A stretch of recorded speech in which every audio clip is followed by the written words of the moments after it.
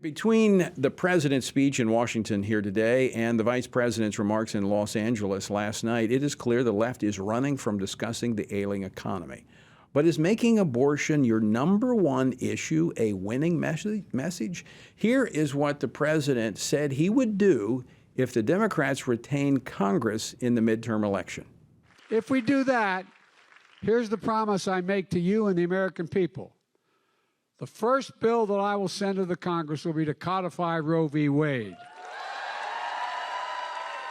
And when Congress passes it, I'll sign it in January, 50 years after Roe was first decided the law of the land. But voters overwhelmingly say the economy is their top issue. Joining me now to discuss this in studio is U.S. Congressman Jody Hice. He serves on the House Committee on Oversight and Reform and the House Committee on Natural Resources. He represents Georgia's 10th Congressional District. Congressman Hice, welcome back to the program. Always great to be with you, Tony. So your reaction to what the president said today, right on the heels of the vice president talking about abortion last night? Yeah, they're trying to change the narrative, as they always do, and it's not going to work. But look, in the first place, the president does not make bills and send them to Congress. That is the task of the legislature. So he's not going to be sending a bill. But the fact that he wants abortion to be the number one issue on the ballot box going forward is without question. That's what he wants, and it's a failing message for the Democrats. People in America do not want abortion up to the point of birth.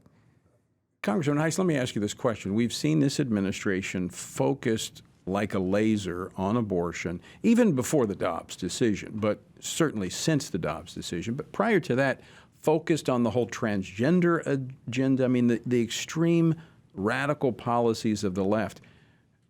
Could it be that our economy is in such bad shape is because they are so fixated on the left's social agenda? Well, that certainly contributes to the problem. There's no doubt that our economy is in horrible shape because horrible economic policy as well.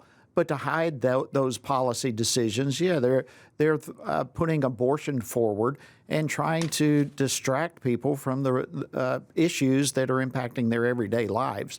And I think that's why they continue pushing abortion, fighting for abortion. They're trying to change the narrative. And look, the reality is the cost of groceries are going up, gas is going up, crime is going up. Inflation is impacting people's lives. We have open borders. We have a military that's in shambles. We have a tax on our personal liberties. And what do the Democrats try to do? Distract from all that and make the issue about abortion. It's just not going to work. I believe we're going to see a massive rejection of this radical left-wing agenda coming from the Biden administration. I mean, you've been out throughout the state of Georgia for the last year listening to voters, listening to the concerns of citizens. What have you been hearing? Well, there's no question. The number one issue that I hear is the economy. People are losing their retirements. The cost of living is going up. The cost of everything is going up.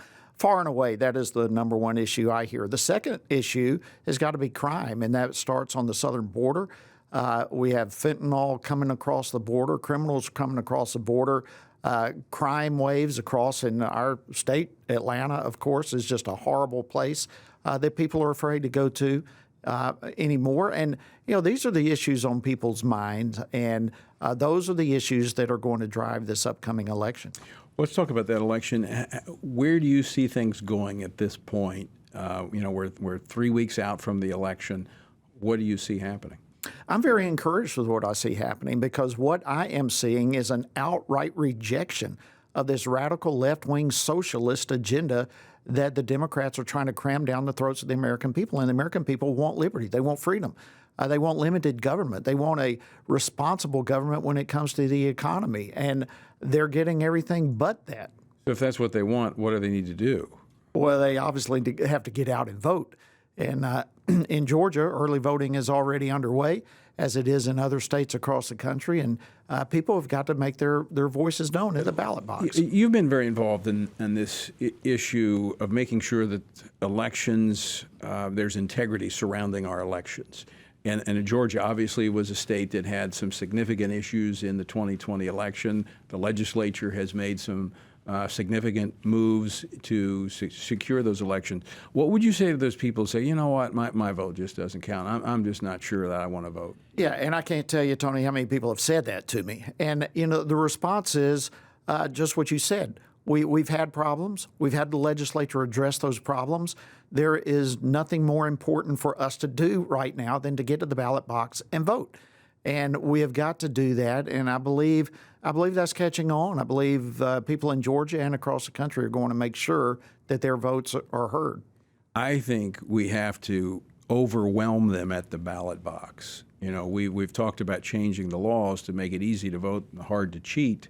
But I think we need to just overwhelm them by making sure our folks are registered. Of course, every state's a little different there on the registration, but we need to be registered and we need to be turning out not just ourselves, but we need to be encouraging family members, members of our church, just everyone we're associated with.